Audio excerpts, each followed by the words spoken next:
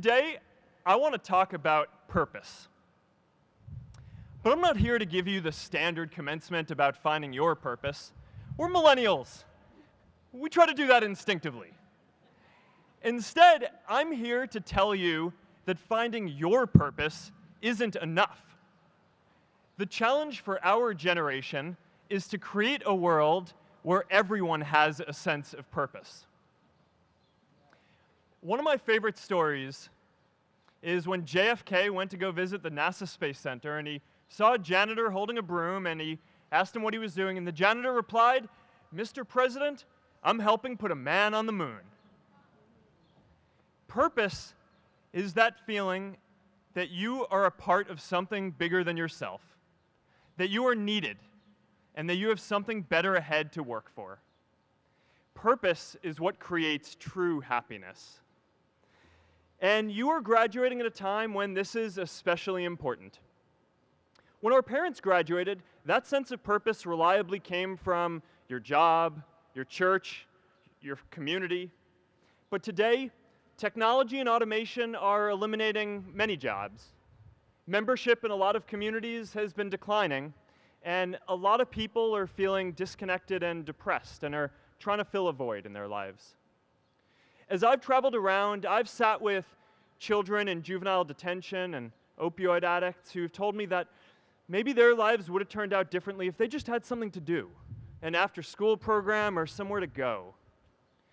I've met factory workers who know their old jobs aren't coming back and are just trying to find their path ahead. For our society to keep moving forward, we have a generational challenge to not only create new jobs, but create a renewed sense of purpose. I remember that night I launched Facebook from that little dorm in Kirkland House.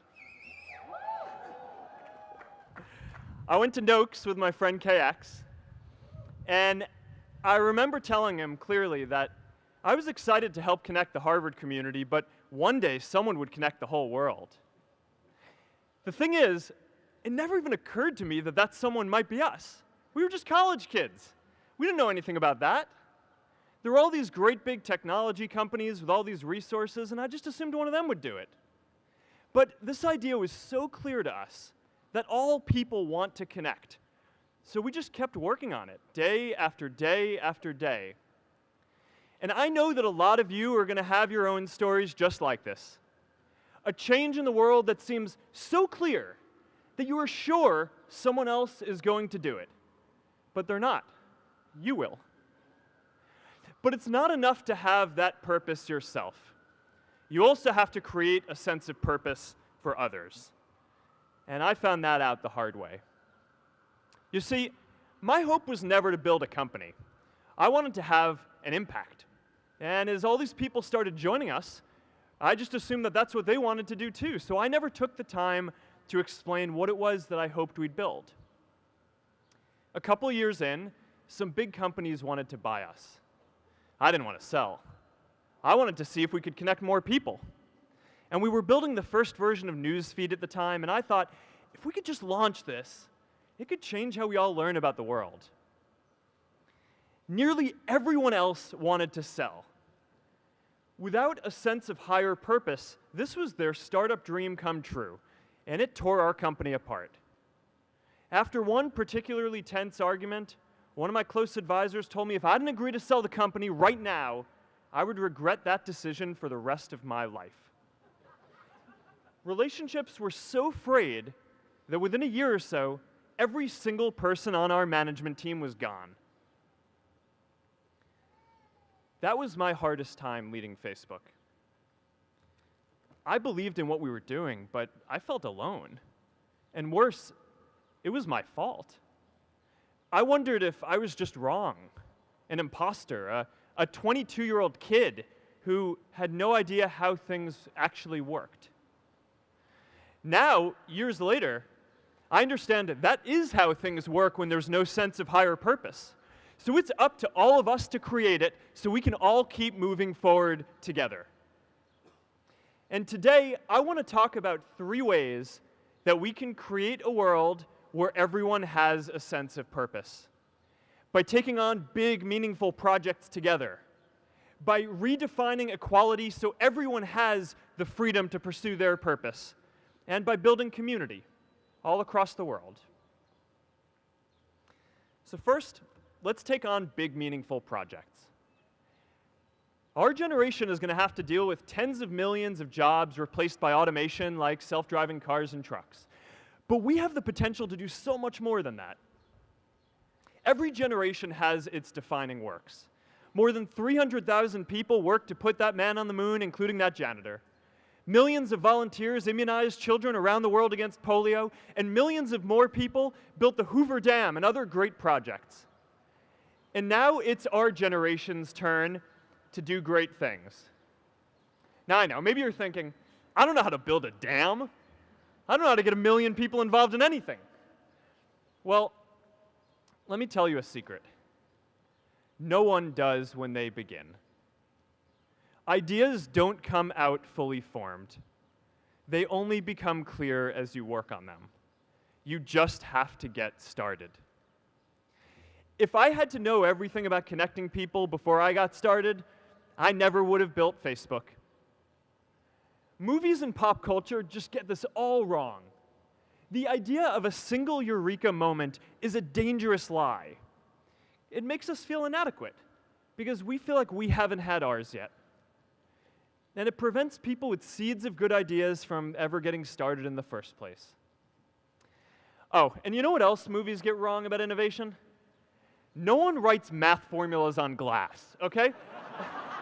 All right? That's not a thing, okay? It's really good to be idealistic, but be prepared to be misunderstood. Anyone working on a big vision is going to get called crazy, even if you end up right. Anyone taking on a complex problem is going to get blamed for not fully understanding it, even though it's impossible to know everything up front. Anyone taking initiative will always get criticized for moving too fast because there's always someone who wants to slow you down. In our society, we often don't take on big things because we're so afraid of making mistakes that we ignore all the things wrong today if we do nothing. The reality is, anything we do today is going to have some issues in the future. But that can't stop us from getting started. So what are we waiting for? It is time for our generation-defining great works. How about stopping climate change before we destroy the planet and getting millions of people involved, manufacturing and installing solar panels? How about curing all diseases and getting people involved by asking volunteers to share their health data, track their health data, and share their genomes? You know, today, our society spends more than 50 times as much treating people who are sick as we invest in finding cures so people don't get sick in the first place. It makes no sense. We can fix this.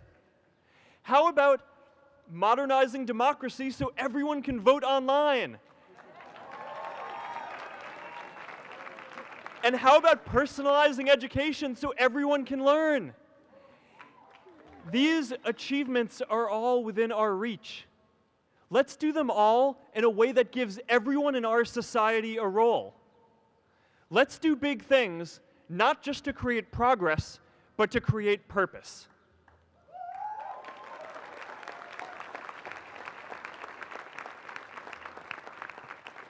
So taking on big, meaningful projects together is the first thing we can do to create a world where everyone has a sense of purpose. The second is redefining our idea of equality so everyone has the freedom to pursue their purpose. Now, many of our parents had stable jobs throughout their careers, but in our generation, we're all a little entrepreneurial, whether we're starting our own projects or finding our role in another one. And, you know, that's great, because our culture of entrepreneurship is how we create so much progress.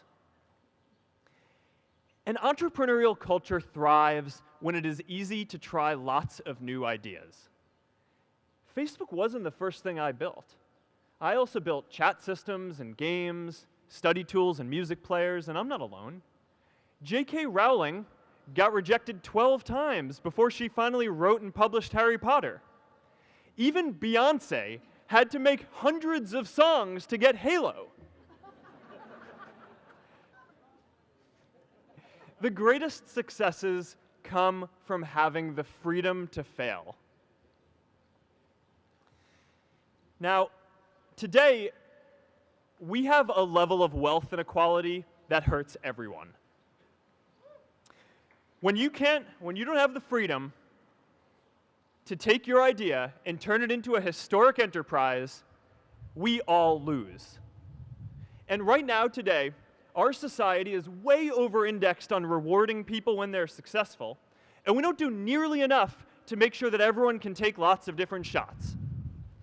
Now, let's face it, there is something wrong with our system when I can leave here and make billions of dollars in 10 years, while millions of students can't even afford to pay off their loans, let alone start a business.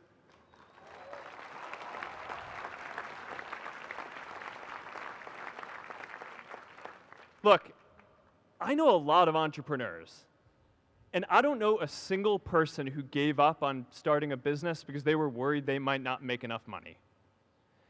But I know too many people who haven't had the chance to pursue their dreams because they didn't have a cushion to fall back on if they failed.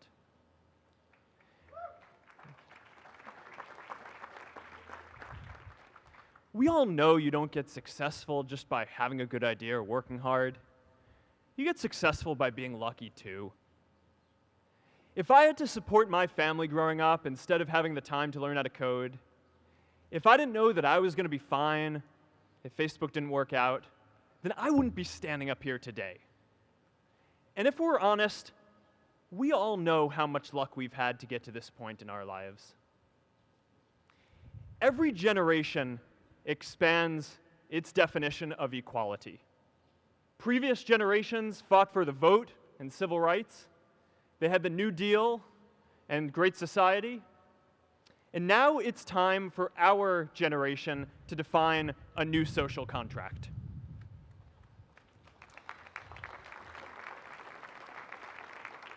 We should have a society that measures progress not just by economic metrics like GDP, but by how many of us have a role we find meaningful. We should explore ideas like universal basic income to make sure that everyone has a cushion to try new ideas. We're all going to change jobs and roles many times, so we need affordable childcare to get to work and healthcare that's not tied to just one employer. And we're all going to make mistakes. So we need a society that's less focused on locking us up and stigmatizing us when we do. And as our technology keeps on evolving, we need a society that is more focused on providing continuous education through our lives.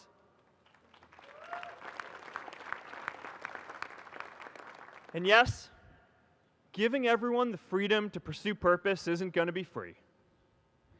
People like me should pay for it. And a lot of you are going to do really well, and you should too.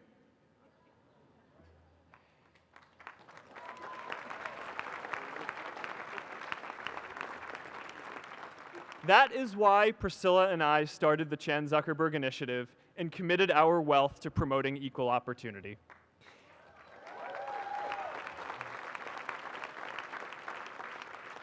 These are the values of our whole generation. It was never a question of if we were going to do this. The only question was when. Millennials are already one of the most charitable generations in history. In just 1 year, more than 3 in 4 US millennials donated to charity, and more than 7 in 10 raised money for another one. But it's not just about giving money. You can also give time. And I promise you, if you just take an hour or two a week, that's all it takes to give someone a hand and help them reach their potential. Now, maybe you're thinking, that's a lot of time. I'm not sure if I have that much time. I used to think that. You know, when Priscilla graduated from Harvard, she became a teacher. And before she'd do education work with me, she told me that I needed to get my own experience teaching a class. At first, I complained. I said, you know, I'm kind of busy. I'm running this company. But she insisted. So I taught an after-school program at the local Boys and Girls Club on entrepreneurship. I taught those kids lessons on product development and marketing, and they taught me what it was like growing up feeling targeted for your race, and what it's like having a family member in prison. I shared stories of my time in school, and they shared their hope that one day they would get to go to college too. For 5 years, I've had dinner with those students every month. One of them even threw Priscilla and me our first baby shower. And next year, they're going to college. Every one of them, first generation in their families. We can all make time to give someone a hand. Let's give everyone the freedom to pursue purpose, not just because it's the right thing to do, but because when more people can turn their dreams into something great, we are all better for it.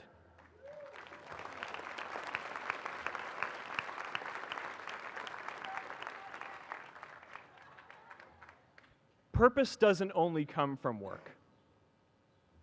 The third way we can create a sense of purpose for everyone is by building community. And in our generation, when we say purpose for everyone, we mean everyone in the world. Now, quick show of hands. How many of you here are from another country? All right, now keep your hands up. How many of you are friends with one of these folks? Now we're talking. See, we have grown up connected. In a recent survey of millennials around the world, asking what most defines our identity, the most popular answer wasn't nationality, ethnicity, or religion. It was citizen of the world. That's a big deal. Every generation expands the circle of people we consider one of us. And in our generation, that now includes the whole world. We understand that the great arc of human history bends towards people coming together in ever greater numbers, from tribes to cities to nations, to achieve things that we could not on our own. We get that our greatest opportunities are now global. We can be the generation that ends poverty, that ends disease. And we get that our greatest challenges need global responses too. No country can fight climate change alone or prevent pandemics. Progress now requires coming together, not just as cities or nations, but also as a global community. But we live in an unstable time. There are people left behind by globalization across the whole world. And it's tough to care about people in other places when we don't first feel good about our lives here at home. There's pressure to turn inwards. This is the struggle of our time. The forces of freedom, openness, and global community against the forces of authoritarianism, isolationism, and nationalism. Forces for the flow of knowledge, trade, and immigration against those who would slow them down. This is not a battle of nations. It is a battle of ideas. There are people in every country for more global connection, and there are good people against it. And this isn't going to be decided at the UN either. It's going to happen at the local level when enough of us feel a sense of purpose and stability in our own lives that we can start to open up and care about everyone else too. And the best way to do that is to start building local communities right now.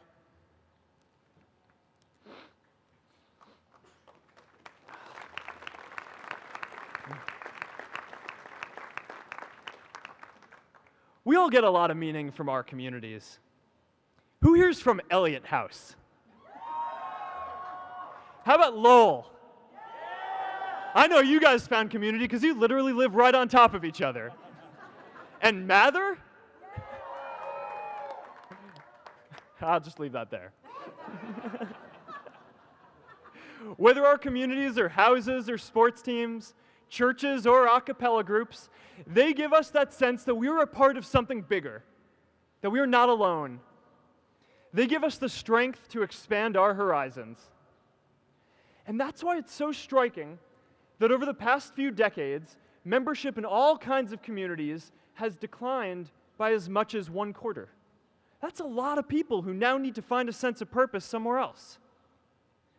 But I know that we can rebuild these communities and start new ones because many of you already are. I met Agnes Segoye, who's graduating today. Agnes, where are you?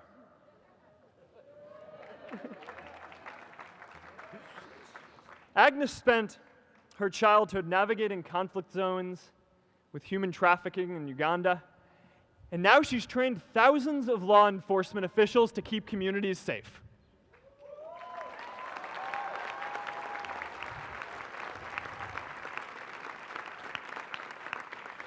I met Kayla Oakley and Neha Jain, who are graduating today too. Stand up, guys. Kayla and Neha started a nonprofit that connects people suffering from chronic illnesses with people in their communities who are willing to help out.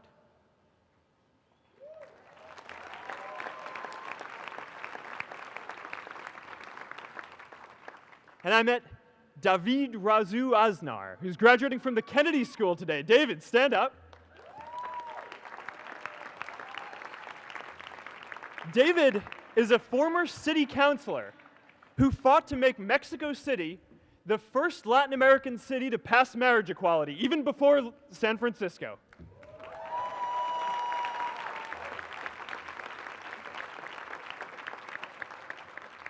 And this is my story too. A student in a dorm, connecting one community at a time and keeping at it until one day we can connect the whole world. Change starts local. Even global change starts small with people like us.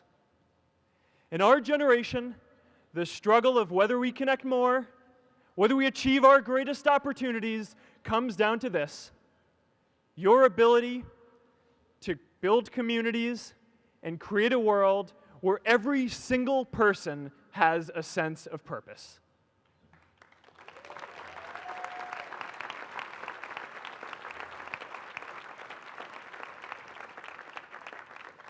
Class of 2017, you are graduating into a world that needs purpose, and it's up to you to create it. Now, maybe you're asking yourself, can I really do this? Well, remember when I told you about that class I taught at the Boys and Girls Club? One day after class, I was talking to my students about going to college, and one of my top students raised his hand and said that he wasn't sure he could go to college because he's undocumented. He wasn't sure if they'd take him.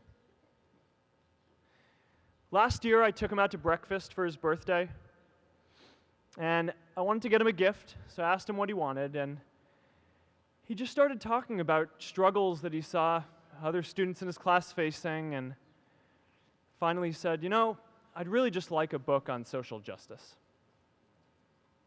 I was blown away. Here is a young guy who has every reason to be cynical. He wasn't sure if the country he calls home, the only one he's known, was going to deny him his dream of going to college.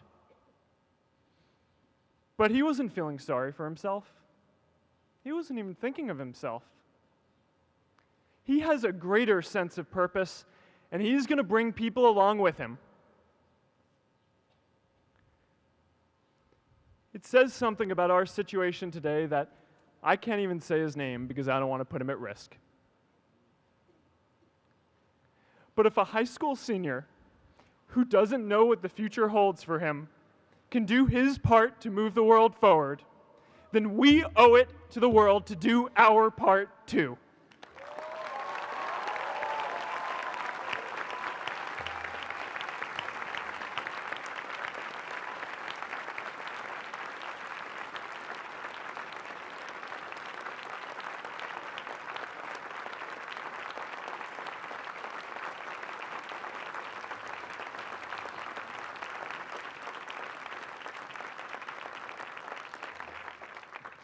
So before you walk out those gates one last time, and as we sit here in front of Memorial Church, I'm reminded of a prayer, Misha Berach, that I say whenever I face a big challenge, that I sing to my daughter, thinking of her future when I tuck her in at night.